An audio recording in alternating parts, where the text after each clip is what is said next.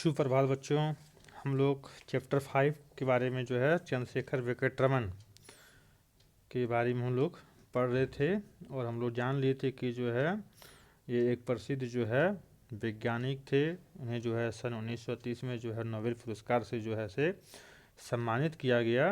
ठीक है, जो कि भारत के जो है मान को बढ़ाने वाला ये था। और इनके जन्म के बारे में और इसके बुद्धि के बारे में और ये कौन कौन से परीक्षाएं जो पास किए थे वो हम लोग जान लिए थे। अब आगे है पेज नंबर 32 में जो है, पेज 31 हम लोग पढ़ चुके थे, आज 32 पढ़ेंगे हम लोग। तो स्टार्ट करते हैं आज का सेशन। वेंकटरामन का विवाह 6 मई 1907 को त्रिलोकपुरी सुंदरी नामक कन्या से हुआ। अब देखो इसका जो विवाह जो हुआ था कब हुआ? 1907 में हुआ। किसके साथ हुआ? त्रिलोक सुंदरी के नामक कन्या से। ये इतना इम्पोर्टेंट नहीं है, इसलिए सिर्फ पढ़ लो जानकारी के लिए। ठीक है, त्रिलोक सुंदरी एक सरल और समझदार महिला थी। उन्होंने शीघ्र ही समझ लिया था कि उनके पति विज्ञान के प्रति समर्पित इंसान है। जो उनकी पत्नी है, तो चंद्रशेखर वेंकटरमन जो थे, उनके हाव भाव से जो है वो समझ गए कि ये जो इनका रुचि जो है विज्ञान में है ना, और विज्ञान के प्रति जो है ये समर्पित इंसान है। मतलब विज्ञान के लिए ही सब कुछ, जन्म इसका लगता है मानो इसका जन्म हुआ हो, है ना।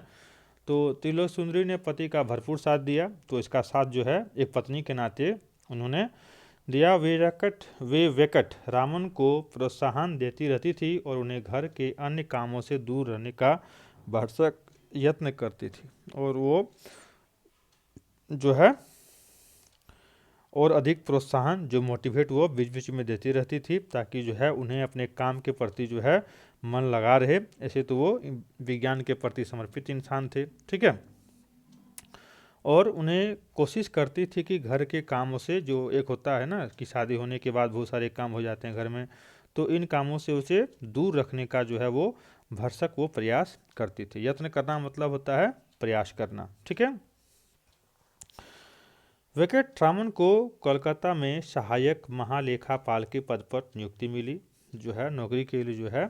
तो उन्होंने कोलकाता में जो है ज्वाइनिंग किया। इस पद पर कार्य करते हुए भी वेंकटरामन का मन अशांत रहता था, क्योंकि ऐसा लगता था कि उसका जन्म जो है वो विज्ञान के लिए हुआ हो, है ना।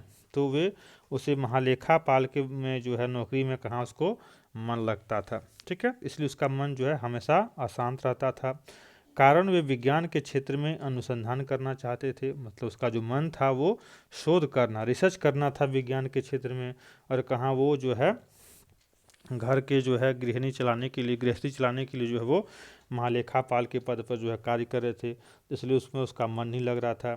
संयोगवश उन्हें जो है एक दिन जो है भारतीय विज्ञान परिषद के कार्यालय जाने का अवसर मिला। और किसी काम से जो है उन्हें एक दिन जो है भारतीय विज्ञान परिषद के कार्यालय में जाने का अवसर मिला। तो वहां जाकर वेंकटरामन ने परिषद के कार्यालय में अनुसंधान करने की अनुमति मांगी। और वहां जाके जो है जो रिसर्च सेंटर था मतलब भारत का जो था, है ना, भारतीय विज्ञान सेंटर जो था, तो वहाँ उन्हें जाने का मतलब मौका मिला। और वहाँ वो जाने के बाद जो है वहाँ रिसर्च करने की जो है वो अनुमति मांगी। तो भाग्यवश जो बाय लक से जो है उन्हें इसकी अनुमति मिल गई, मतलब उन्हें अनुमति मिल भी गया। इसके 50 वेंकटरामन भारतीय विज्ञान परिषद की प्रयोगशाला में अनुसंधान करने लगे। इसके बाद जो है वो वहाँ जो है भारतीय विज्ञान परिषद की जो है प्रयोगशाला में वो रिसर्च वो करने लगे, जो बोलते हैं इंडियन रिसर्च सेंटर जो था। ठीक है, दिन भर दफ्तर में और सुबह शाम प्रयोगशाला में काम करना वेंकटरामन की दिनचर्या हो गई थी। मतलब दिन में जो है दफ्तर में जो है काम करते थे महालेखापाल की, ताकि वो घर गृहस्थी जो है आसानी से चल सके। और जो है जब भी इसको वक्त मिलता था सुबह शाम जो है ऑफिस जाने के पहले और फिर ऑफिस आने के बाद जो है वो प्रयोगशाला में जो वो शोध का वो काम करते थे। इसी बीच वेंकटरामन का जो है स्थानांतरण हो गया। स्थानांतरण मतलब होता है ट्रांसफ़र होना, एक जगह से दूसरी जगह चला जाना। तो वहाँ से उसका जो है कलकत्ता से जो है उसका ट्रांसफ़र कहाँ हो गया? बर्मा, जो अभी म्यांमार है। ठीक है, वहाँ इनका मन नहीं लगता था, क्योंकि वहाँ वैज्ञानिक प्रयोग करने की सुविधा नहीं थी। तो वहाँ इसका और भी मन नहीं लगता था, क्योंकि जो म्यांमार में जो वहाँ जैसे यहाँ भारतीय विज्ञान परिषद था, वहाँ ऐसा कोई था ही नहीं जहाँ वो रिसर्च कर सके, शोध कर सके, है ना। तो इसलिए जो है वहाँ उसका मन नहीं लगता था। इसी समय वेंकटरामन के पिता की मृत्यु हो गई और उनके पिता भी जो है गुजर गए। तो वे 6 महीने के अवकाश लेकर जो है वो मद्रास चले आए। फिर वहाँ से जो है 6 महीने का जो है छुट्टी लेकर के जो है वो अपने घर चले आए। ठीक है,